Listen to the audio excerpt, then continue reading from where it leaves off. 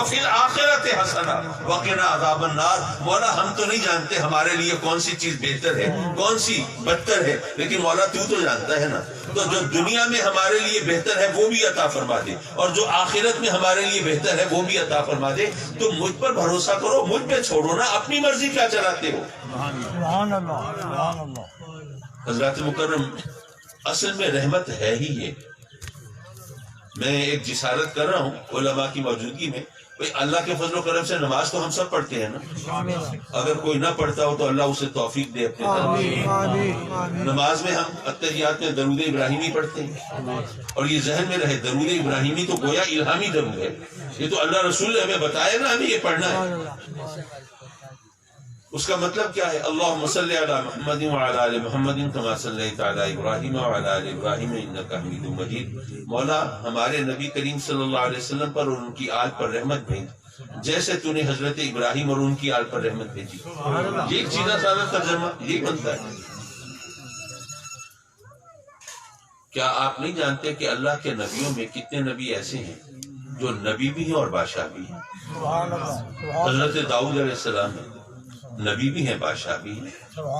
حضرت یوسف علیہ السلام کو رب کائنات نے مصر کا اقتدار بھی دیا اور نبوت بھی عطا فرمائی.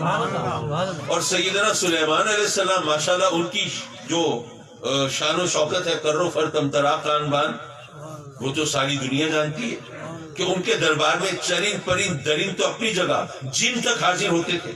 اور یہ ہوا یہ ان کے اشارے پر ان کا تخت اڑائے پھرتی تھی، جہاں وہ چاہتے تھے لے کے جاتی تھی. جب ایسے جلیل القدر بادشاہ بھی نبیوں میں گزرے ہیں تو اللہ کسی ایسے نبی کی مثال دلوا دیتا جو نبی بھی ہوتے بادشاہ بھی ہوتے. لیکن ہم سے یہ نہیں کہلوایا کہ کما صلیت علی سلیمان یا کما صلیت علی یوسف یا کما صلیت علی داؤد، نہیں، کما صلیت علی ابراہیم. کوئی وجہ تو ہوگی. باقی تمام انبیاء کو چھوڑ کر خاص طور پر سیدنا ابراہیم علیہ السلام کا تذکرہ ہونا اور ان کی مثال دلوانا، یارو کوئی سبب تو ہوگا نا، کوئی وجہ تو ہوگی. کیا وجہ ہے؟ میں نے اس کو جس انداز سے سمجھا وہ میں عرض کر دوں، باقی علماء کے پاس یقیناً کوئی بہت بہتر تعبیرات بھی ہوں گے. دیکھیے بات یہ ہے کہ ویسے تو تمام نبی ان کو آزمائشوں سے گزرنا پڑتا ہے، لیکن سیدنا ابراہیم علیہ السلام کی یہ خصوصیت کہ وہ پہ در پہ آزمائشوں سے گزرے، بے شک، اور ان میں وہ جس طرح کامیاب ہوئے، ہر مقام پر ان کا نعرہ اور پیغام یہ تھا کہ میں اپنے رب کی رضا پہ راضی ہوں. یہ ان کی خصوصیت. آپ دیکھیے کہ جب نمرود نے الاؤ دہکایا، آگ بھڑکائی، اب وہ حضرت ابراہیم علیہ السلام کو معاذ اللہ اس آگ میں جھونکنا چاہتا ہے. کتنا بڑا الاؤ تھا. اللہ اکبر. کتابوں میں لکھا ہے کہ شعلوں کی بلندی کا عالم یہ تھا کہ پرندے اس کے اوپر سے پرواز نہیں کر سکتے. اب جناب جبریل امین حاضر ہوتے ہیں. اے اللہ کے خلیل کوئی حاجت تو بیان کریں، کوئی حکم فرمائیں کہ آگ بجھائی جائے، کیا جان بچائی جائے. آپ بھی جانتے ہیں، میں بھی جانتا ہوں، اور ہم سب سے بہتر خود سیدنا ابراہیم علیہ السلام جانتے تھے کہ رب کائنات نے جب اپنے محبوبوں کی مدد کرنا ہوتی ہے تو کبھی جبریل امین کی ڈیوٹی لگا دیتا ہے. سیدنا یوسف علیہ السلام کو کنویں میں ڈالا تھا تو جبریل کو بھیجا تھا نا. جب حضرت اسماعیل علیہ السلام کی گردن پہ چھری سے جبریل کو بھیجا تھا نا. تو اس موقع پر حضرت ابراہیم بھی یہ خیال کر سکتے ہوں گے کہ بھئی رب کائنات نے نمرود کی آگ سے بچانے کے لیے جبریل کی ڈیوٹی لگائی ہے، تو فوراً فرماتے کہ ہاں بھئی جبریل شکر ہے تم آگے، جلدی سے مجھے لے کے چلو، یہ نمرود تو میری جان کے پیچھے پڑا ہوا ہے، مجھے آگ میں جلانے پہ تلا ہوا ہے، چلو جلدی سے نکال کے لے چلو. یہ نہیں فرمایا، بلکہ کیا کہا؟ جبریل میری تجھ سے کوئی حاجت نہیں.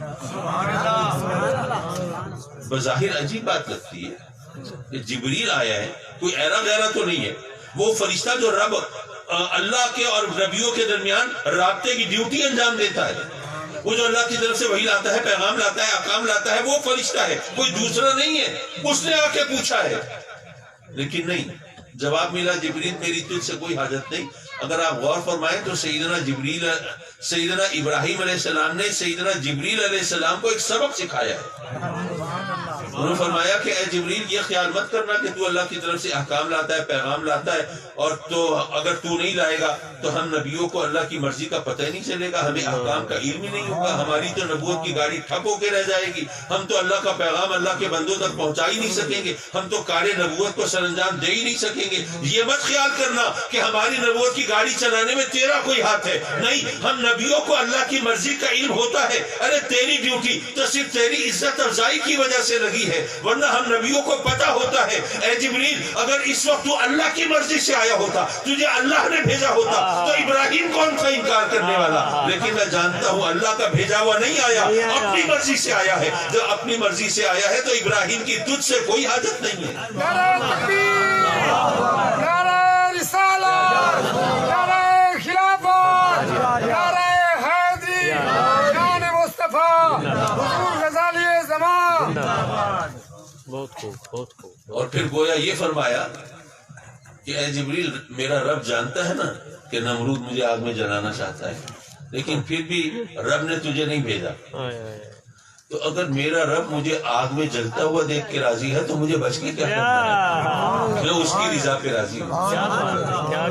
اور اگر آج کے دور میں حضور بابا بلے شاہ کی زبان میں بات کروں، میں مانتا ہوں کہ مجھے پنجابی کے لب و لہجے پہ قدرت نہیں ہے، وہ ایکسنٹ، وہ پروننسیشن، وہ انداز، وہ لب و لہجہ وہ میرے بس میں نہیں ہے، لیکن وہ مصرع بہت خوبصورت ہے، اس لیے دہرا دیتا ہوں کہ جدو ماہی میرے دکھتے راضی، میں سکنوں چولہے پر۔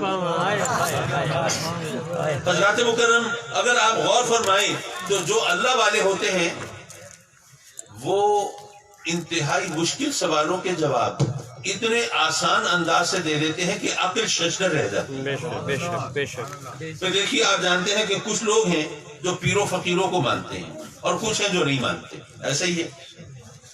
جو نہیں مانتے وہ ماننے والوں کی ٹانگ کھینچتے ہیں۔ ہاں جی کہاں گئے تھے؟ کہ میں گیا تھا اپنے پیر صاحب کے پاس دعا کرانے۔ کیوں؟ کہ میں بیمار ہوں نا تو دعا کرانے گیا تھا، اللہ شفا دے۔ اچھا تو تمہارا خیال ہے کہ ان کی دعا سے تمہیں صحت مل سکتی ہے، لیکن وہ خود بیمار ہوئے تھے تو ہسپتال میں داخل ہوئے تھے، تو ان کی دعا سے تمہیں صحت مل سکتی ہے تو پھر اپنے لیے انہوں نے صحت کیوں نہیں لے لی اللہ سے؟ اسی طرح بعض اوقات پوچھتے ہیں جی کہاں گئے تھے؟ جی پیر صاحب کے پاس۔ کیوں؟ میں نے نیا کاروبار شروع کیا ہے تو دعا کرانے گیا تھا، اللہ برکت دے، روزی رزق میں وسعت دے، کاروبار کو ترقی دے۔ اچھا تمہارے پیر صاحب کی دعا سے اگر تمہیں روزی میں برکت مل سکتی ہے تو سنا ہے ان کا اپنا گزارا تو مریدوں کے نذرانوں پہ ہوتا ہے، تو وہ خود اللہ سے یہ سب کچھ کیوں نہیں لے لیتے اپنے لیے؟ اس قسم کے اعتراض کرتے ہیں تو اچھے بھلے سنی حضرات بھی سارے پریشان ہو جاتے ہیں۔ لیکن ذرا غور کرو تو حضور بابا بلے شاہ نے کیا خوبصورت جواب دیا۔ سبحان اللہ، سبحان اللہ۔ وہ فرماتے ہیں جدو ماہی میرے دکھتے راضی، میں سکنوں چولہے پاواں۔ جو اللہ سے لو لگانے والے ہوتے ہیں، جو اللہ کے محبوب بندے ہوتے ہیں، جو اللہ کے ولی ہوتے ہیں، جو حقیقتاً اس سے محبت کرنے والے ہوتے ہیں، محبت کے نام پہ دکانیں کھولنے والوں کی بات نہیں ہو رہی، وہ فراڈیوں کی بات نہیں ہو رہی، وہ جعلی پیروں کی بات نہیں ہو رہی۔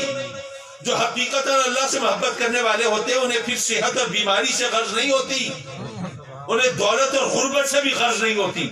وہ کہتے ہیں میرا رب جب مجھے غربت میں دیکھ کے راضی ہے مجھے دولت کا کیا کرنا ہے؟ میرا رب جب مجھے بیمار دیکھ کے راضی ہے مجھے صحت کا کیا کرنا ہے؟ میرا رب اگر مجھے پھٹے پرانے چیتڑوں میں دیکھ کے راضی ہے مجھے شاہی لباس کا کیا کرنا ہے؟ میرا رب اگر مجھے جھونپڑے میں دیکھ کے راضی ہے مجھے شاہی محلات کا کیا کرنا ہے؟ میرا رب اگر مجھے ننگے سر ننگے پاؤں دیکھ کے راضی ہے مجھے تاج شاہی کا کیا کرنا ہے؟ جدو ماہی میرے دکھتے راضی، میں سکنوں چولہے پاواں۔ سیدنا ابراہیم علیہ السلام بھی اسی چیز کی عملی تفسیر بنے ہوئے ہیں کہ میرا رب جب مجھے آگ میں جلتا ہوا دیکھ کے راضی ہے مجھے بچ کے کیا کرنا ہے؟ میں اس کی رضا پہ راضی ہوں۔ پھر بڑھاپے کی سزا لا چکی ہے، اولاد نہیں ہے، اولاد نہیں ہے۔ اب اصولاً خیال تو آنا چاہیے تھا مولا میں نے تیرے بندوں کو بلانا ہے تیری بارگاہ میں، یہ بتوں کی پوجا کرتے ہیں، درختوں کے سامنے جھکتے ہیں، چاند سورج کی پرستش کرتے ہیں، کبھی جانوروں کو خدا مانتے ہیں۔ مولا ان کو میں نے تیری بارگاہ میں بلانا ہے، اب جب میں ان کو بتاؤں گا کہ یہ ان کے خدا کچھ نہیں کر سکتے، سب کچھ دینے والا تو مولا کیا یہ اعتراض نہیں کریں گے کہ جس نے آپ کو اولاد نہیں دی وہ ہمیں کیا دے گا؟ کوئی سوال جواب نہیں، کوئی اگر مگر نہیں، کوئی چون چرا نہیں، وہ اس کی رضا پہ راضی ہے۔ پھر جب رب کائنات اپنی قدرت اور حکمت سے ان کو اولاد دیتا ہے، اس وقت جب مایوسی ہو جاتی ہے نا بڑھاپے میں، بھائی اب تو نہیں ہو سکتی اولاد، اس وقت اولاد عطا فرما دیتا ہے، تو اب حکم آ جاتا ہے کہ اس بچے کو اور اس کی ماں کو اس ویرانے میں چھوڑا ہو، اس ریگزار میں چھوڑا ہو، اس وادی غیر ذی زرع میں چھوڑا ہو جہاں کھانے کو نہ دانا ہے نہ پینے کو قطرہ ہے، اور صرف دانے پانی کی بات نہیں ہے، وہاں پہ سایہ بھی نہیں ہے۔ بھئی مکہ تو ابھی بسایا جائے گا نا جب زمزم جاری ہوگا، ابھی تو سایہ بھی نہیں ہے، اور بغیر سائے کے، بغیر پناہ کے ذرا صحرا میں سورج کی دھوپ میں دن گزار کے دیکھو نا، پھر پتہ چلے کیا ہوتا ہے۔ سبحان اللہ۔ رب کی بارگاہ میں کوئی شکوہ نہیں، کوئی شکایت نہیں، کوئی اگر مگر نہیں، مولا یہ نومولود بچہ ہے، چند دن کا بچہ ہے، اس کی ماں ان کو وہاں ریگزار میں چھوڑا ہو، وہاں پہ سانسوں کی ڈور کیسے جڑے گی، یہ زندہ کیسے رہیں گے؟ کوئی سوال جواب نہیں، وہ اس کی رضا پہ راضی ہے۔ پھر جب رب کائنات اپنے کرم سے، اپنی حکمت سے اس بچے کو بچا لیتا ہے، اس کی ماں کو بھی، اور پھر جب وہ اس عمر کو پہنچتا ہے کہ باپ کا ہاتھ بٹا سکے، جب بچہ چھوٹا ہوتا ہے صرف محبت کا رشتہ ہوتا ہے، جب ہاتھ بٹانے آ جائے تو ضرورت کا رشتہ بھی جڑ جاتا ہے، بڑھ جاتی ہے نا محبت۔ اب حکم ہوتا ہے کہ اب اس بچے کو میری راہ میں قربان کر دو، کوئی سوال جواب نہیں، کوئی اگر مگر نہیں، مولا اگر یہی کچھ کرنا تھا تو پھر نہ ہی دی ہوتی اولاد، اس آزمائش سے تو جان چھوٹتی نہیں، وہ اس کی رضا پہ راضی ہے۔ تو سیدنا ابراہیم علیہ السلام کی سیرت مبارکہ کی خصوصیت یہ ہے کہ وہ ہر مقام پہ پیغام دیتے ہیں میں اپنے رب کی رضا پہ راضی۔ تو پتہ یہ چلا کہ اصل میں رحمت یہ ہے کہ ہم اپنے رب کی رضا پہ راضی رہیں۔ ورنہ میں آپ سے پوچھتا ہوں، آپ بھی رب کی بارگاہ میں جھولی پھیلاتے ہیں نا اور اس سے رحمت مانگتے ہیں، زبان سے رحمت کا لفظ بولتے ہیں، لیکن رحمت کا لفظ بول کے مانگتے کیا ہیں؟ اس سے مراد کیا ہوتی ہے؟ بھئی رحمت کیا ہے؟ کیا رحمت ایسی چیز ہے جو کسی دکان سے 4-6 پیکٹ رحمت کے خرید لائیں گے؟ یہ 10-20 کلو رحمت ایکسٹرا رکھ لیں، گھر میں کام آئے گی؟ پر رحمت کا لفظ بول کے اس سے مراد کیا لیتے ہیں؟ میں اللہ والوں کی بات نہیں کرتا، میں اس کے محبوبوں کی بات نہیں کرتا، وہ رحمت سے مراد کیا لیتے ہیں یہ وہ بہتر جانتے ہیں۔ لیکن ایک عام آدمی مجھ جیسا، وہ تو رحمت بول کے مال، دولت، زمین، جائیداد، گھر والی، اولاد، صحت، عافیت، عہدہ، منصب، طاقت، اقتدار، اختیار، نام و نمود، شہرت، یہی چیزیں مانگ رہے ہوتے ہیں۔ یارو یہ جتنی چیزیں میں نے گنوائی ہیں، آپ غور کریں، سب کا تعلق اس دنیا سے ہے، آخرت سے نہیں ہے، اور ہم ساری زندگی انہی چیزوں کے لیے اس کی بارگاہ میں جھولی پھیلاتے رہتے ہیں، آنسو بہاتے رہتے ہیں، فریاد کرتے رہتے ہیں، دہاڑے مارتے رہتے ہیں، مولا اپنی رحمت سے نواز دے، اور اگر دعائیں قبول نہیں ہوتی شکوے بھی کرتے رہتے ہیں، اور یہ نہیں سوچتے کہ جس دنیا میں ہمیں بہت بھی رہنا پڑا تو 100 سال رہ لیں گے، 125 سال رہ لیں گے، اس کے لیے تو ہم ساری زندگی جھولی پھیلائے ہوئے ہیں، اور جہاں ہمیشہ رہنا ہے وہاں کے لیے کچھ مانگا ہی نہیں ہے۔ بہت کیا بات ہے، جہاں ہمیشہ رہنا ہے وہاں کے لیے کیا مانگا ہے بھائی؟ اور ہمیشگی کا مطلب پتہ ہے آپ کو؟ جب ہمیشہ کا مطلب ہو تو پھر 1,00,000 2 لاکھ سال کی بات نہیں ہے، کروڑ 2 کروڑ کی بات بھی نہیں ہے، پھر تو ارب 2 ارب برسوں کی بھی کوئی حیثیت نہیں ہے، ہمیشہ رہنا ہے۔ جہاں ہمیشہ رہنا ہے وہاں کے لیے کچھ بھی نہیں مانگنا۔ تو رب کائنات نے ہمیں جو مانگنے کا سلیقہ سکھایا ہے، اگر اس پر ہم عمل کریں گے تو رب کی رحمتوں سے حصہ پائیں گے۔ ایک بات صرف کر رہا ہوں آخری، آپ بھی کہیں گے کہ ہمیں برگلا رہے ہیں کہ دیر سے آخری کر کے لیے جا رہے ہیں۔ نعرہ تکبیر، نعرہ رسالت، نعرہ خلافت، نعرہ حیدری، شان مصطفیٰ، حضور غزالی زمان۔ لیکن بات صرف نصیحت کی تھی، اس لیے میں نے کہا ذرا کھل کے کر دوں۔ ابھی بات ہو رہی تھی نمرود نے جو آگ دہکائی تھی، الاؤ بھڑکایا تھا حضرت ابراہیم علیہ السلام کے لیے، تو ایک حکایت ہے۔ ہم لوگوں کو کہتے ہیں نا بھائی خدا کے نام لو، نیکی کیا کرو، برائی سے بچو، تو لوگ جواباً تقریر شروع کر دیتے ہیں جناب ہر طرف تو برائی ہے، ہم نے اگر نیکی کر لی تو کیا ہوگا، کیا فرق پڑے گا، کیا برائی ختم ہو جائے گی؟ معافی کیا نیکی کے چراغ جل جائیں گے؟ کیا ماحول بدل جائے گا؟ کیا معاشرے کی اصلاح ہو جائے گی؟ خواہ پڑے رہتے ہمارے پیچھے ڈنڈا لے کے نیکی کرو نیکی کرو. بھئی ہر طرف برائی ہو رہی ہے، ہم نے بھی کر لی تو کیا فرق پڑتا ہے؟ یہی کچھ ہوتا ہے نا سننے کے لیے. لیکن یہاں پہ ایک حکایت سے شاید ہمیں رہنمائی ملے. کہتے ہیں کہ جب نمرود نے الاؤ بھڑکایا، کتنی بڑی آگ تھی ابھی بتایا آپ کو، تو ایک بلبل چونچ میں پانی لے کے چل پڑی، میں آگ بجھانے جا رہی ہوں. اب دنیا ہنس رہی ہے، مذاق اڑا رہی ہے، بالکل ہی عقل سے پیدل ہے یار، بالکل ہی فارغ ہے، پاگل ہے، مجنون ہے. کیا ہے یہ پانی کے چند قطرے جہاں پہ کنویں الٹ دیے جائیں اور اس آگ کا کچھ نہ بگڑے، یہ چند قطرے لے کے جا رہی ہے کہ میں آگ بجھانے جا رہی ہوں. جب لوگوں نے بہت تانے دیے تو اس نے جو جواب دیا وہ ہم سب کے لیے مشعل راہ ہے. کیا کہنے، واہ. اس نے کہا کہ لوگوں میں بے وقوف اور پاگل نہیں ہوں، مجھے پتا ہے کہ پانی کے چند قطرے اس آگ کا کچھ نہیں بگاڑ سکتے. یہ تو پہنچ بھی نہیں پائیں گے، بھاپ بن کے پہلے کہیں اڑ جائیں گے، ان کی اوقات کیا ہے. لیکن بات یہ ہے کہ پھر فہرست بنے گی، وہ کون تھے جو آگ لگانے والے تھے اور وہ کون تھے جو آگ بجھانے والے. تو پھر میرا نام آگ لگانے والوں میں نہیں ہوگا، آگ بجھانے والوں میں. یارو ہو سکتا ہے کہ آپ کے نیکی کرنے سے شاید ماحول نہ بدلے، ویسے تو میرا یقین ہے چراغ سے چراغ جلتا ہے، روشنی بڑھتی ہے، ماحول تبدیل ہوتا ہے. لیکن چلو ایک لمحے کو مان لیا کہ آپ نے اگر برائی کا راستہ چھوڑا اور نیکی کا راستہ اختیار کیا، فرض کرو مان لیا کہ ماحول نہیں بدلا، برائی اسی طرح پھلتی پھولتی رہی اور نیکی اسی طرح سسکتی رہی. لیکن یارو فہرست تو بنے گی نا، وہ کون تھے جو نیکی کے چراغ جلانے والے تھے اور وہ کون تھے جو برائی کے بادل گہرے کرنے والے تھے. تو تجھ کو پرائی کیا پڑی، اپنی نہ بیٹھ تو. آپ سوچئے کہ آپ کون سی فہرست میں اپنا نام درج کرانا چاہتے ہیں، اسی حساب سے اپنے عمل کا تعین کیجئے. رب کائنات اپنے فضل سے، اپنے کرم سے محترم رانا اللہ بخش جکھڑ صاحب کی مغفرت فرمائے، ان کو جنات الفردوس میں اعلیٰ مقام دے، ان کی قبر کو جنت کا باغ بنائے، اور ان کے جو عزیز، جو رشتہ دار، ان کی اولاد، ان کے اقربا جنہوں نے ان کی قبر کو ٹھنڈا کرنے کے لیے سامان کیا، یہ اصالِ ثواب کی محفل سجائی، یہ ان کی خوش نصیبی کی بات ہے. جانا تو یار سب کو ہے دنیا سے، آپ کو بھی جانا ہے، مجھے بھی جانا ہے. تو ہم بھی دعا کرتے ہیں مولا ہماری اولاد کو بھی، ہمارے پسماندگان کو بھی توفیق دینا، وہ بھی ہمارے لیے اصالِ ثواب کی کوئی صورت بنائیں. ورنہ کتنے لوگ ہوتے ہیں بچوں کو پڑھاتے ہیں قرآن، لیکن بھیج دیتے ہیں ان کے مدرسے میں جہاں سے وہ سیکھ کے آتے ہیں کہ اصالِ ثواب جائز نہیں، اور پھر قیامت تک منتظر رہتے ہیں کہ وہ بچے کو قرآن پڑھوایا تھا، وہ کوئی پڑھ کے کوئی ثواب بھیجے، کوئی قبر ٹھنڈی کرے، کوئی بخشش کا سامان کرے. تو رب کائنات کی بارگاہ میں ہم دعا گو ہیں، مولا ہمارے بچوں کو توفیق دینا اپنے کرم سے، ہمارے لیے محفل سجانے کی، اصالِ ثواب کی.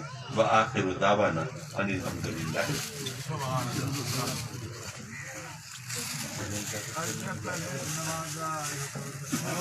مصطفیٰ جان رحمت لاکھوں سلام، مصطفیٰ جان رحمت لاکھوں سلام، شمع بز میں ہدایت پہ لاکھوں سلام، شمع بز میں ہدایت پہ جس طرف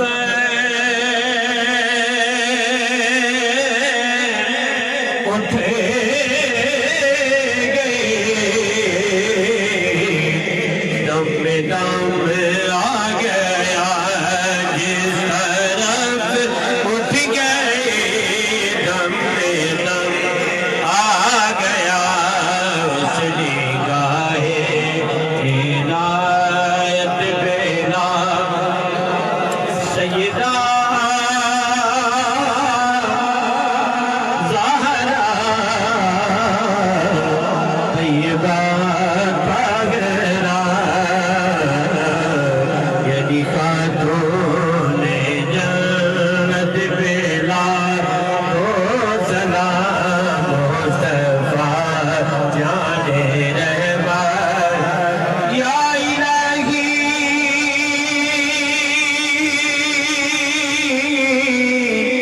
ستے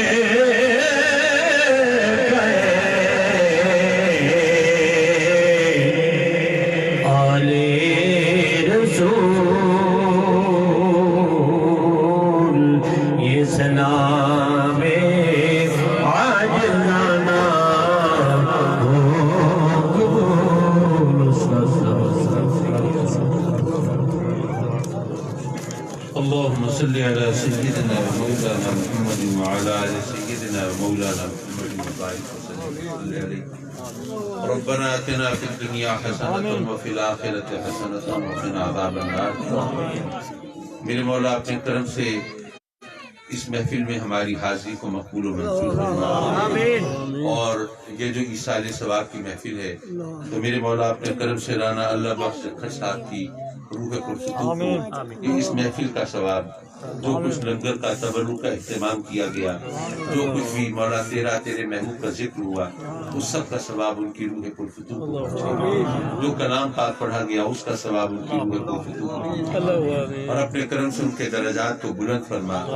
اگر کوئی خطا، کوئی لغزش بتقاضائے بشریت ہوئی ہو تو اپنے کرم سے بخش دے. ان کی قبر کو جنت کا باغ بنا دے اور ان کی قبر کو کشادہ فرما دے اور ان کی قبر کو روشن فرما دے اور ان کی حشر کی منزل بھی آسان فرما اور ان میدان محشر میں آقا کریم کی شفاعت نصیب فرما. میرے مولا اپنے کرم سے ان کے تمام پسماندگان کو صبر جمیل دے. ان کے اعزاء و اقربا کو میرے مولا عزت و وقار سے جہاں بھی اس دنیا میں بھی رہنا نصیب فرما اور آخرت کی بھی رسوائی سے بچا. میرے مولا اپنے کرم سے جان و مال کے ہر نقصان سے آئندہ محفوظ فرمانا. یہ سب تیرے بندے تیری بارگاہ میں سوالی ہیں. ان میں کچھ بیمار ہیں، ان کو صحت دے دے، شفائے کاملہ دے دے. کچھ تیرے بندے تنگ دستی کا شکار ہیں، ان کو کھلا کشادہ رزق دے دے. ان کی فصلوں کو نقصان سے بچا، کاروبار کو گھاٹے سے بچا. کچھ تیرے بندے قرضے کے بوجھ تلے دبے ہیں، ادائیگی کی کوئی صورت نہیں ہے. اور عجیب زمانہ ہے میرے مولا، پہلے جنہوں نے قرضہ دینا ہوتا تھا وہ پریشان ہوتے تھے اور آج کل جنہوں نے لینا ہوتا ہے وہ پریشان ہوتے ہیں. یہ قرضہ لینے دینے والوں کی پریشانیاں دور فرما دے اور ادائیگی کے لیے غیب سے کوئی بہانہ پیدا فرما دے. مولا کریم کچھ تیرے بندے اولاد کی نعمت سے محروم ہیں، نہ جانے کب سے چھولیاں پھیلا کے آنسو بہا کے تیری بارگاہ میں فریاد کرتے ہیں. اپنے کرم سے ان کو خوش نصیب اولاد دے دے، زندگی والی اولاد دے دے، نیک صالح فرزند عطا فرما. اور اپنے کرم سے مولا جن کو تو نے اولاد دی ہے انہیں اولاد کا سکھ دکھا، اولاد کی خوشیاں عطا فرما، اولاد کے دکھ سے بچا. میرے مولا آج کل ہر گھر میں تقریباً جوان بچیاں بیٹھی ہیں، اچھے رشتوں کا کال پڑ گیا ہے. میرے مولا یہ بوجھ بھی تو نے اپنے کرم سے ہمارے کندھوں پہ ڈالا ہے، تو اپنے فضل سے بحسن خوبی سبک دوش بھی کرا دے، اچھے لوگوں سے پالا ڈال دے، بچوں بچیوں کی بہاریں دیکھنا نصیب فرما اور اپنے کرم سے ان کو اپنی رحمتوں کی چھاؤں میں پھلنا پھولنا نصیب فرما. ہم سب کو نیکیوں کی توفیق دے، نیکیوں سے محبت دے، برائیوں سے نفرت دے، اپنے سجدوں کی لذت دے، اپنی عبادت کا ذوق دے. میرے مولا ہمارے وطن کی حفاظت فرما، پاکستان کو اندرونی بیرونی دشمنوں سے نجات عطا فرما اور اسے اسلام کا قلعہ بنا. میرے مولا اپنے کرم سے حکمرانوں کو عقل سلیم عطا فرما اور عوام کو بھی شعور عطا فرما. اور میرے مولا وہ فرانس کے صدر نے جو زہر گھولا ہے اپنے کرم سے ہمیں ان کی شر سے محفوظ فرما اور ان کا مقابلہ تو امت مسلمہ اتحاد کی صورت میں ہی کر سکتی ہے. اور ہمارے امت مسلمہ کے حکمرانوں کو تو اب یہ فرصت نہیں ہے، اس سے فرصت نہیں ہے کہ بتائیں ہمیں کہ اسرائیل کو تسلیم کرنے میں کیا کیا فائدے ہیں. مولا ہمیں ایسے حکمرانوں سے ہماری جان چھڑا دے اور اپنے کرم سے ہمیں صحیح اچھے حکمران عطا فرما. اور حکمران بھی تو ہم میں سے ہوں گے نا، ہم جیسے ہوں گے. مولا ہمارے حال پہ رحم فرما، ہمیں بہتری کی صورت عطا فرما. اس دنیا میں بھی میرے مولا اپنے احکام کی تعمیل کی توفیق عطا فرما اور آخرت کے لیے بھی اپنی رحمت کے دروازے ہم پر کشادہ فرما. آمین آمین آمین یا رب العالمین. وصلی اللہ تعالی علی خیر خلقہ ونور عرشہ محمد وآلہ وصحبہ اجمعین. آمین برحمتک یا ارحم الراحمین. لا الہ الا اللہ.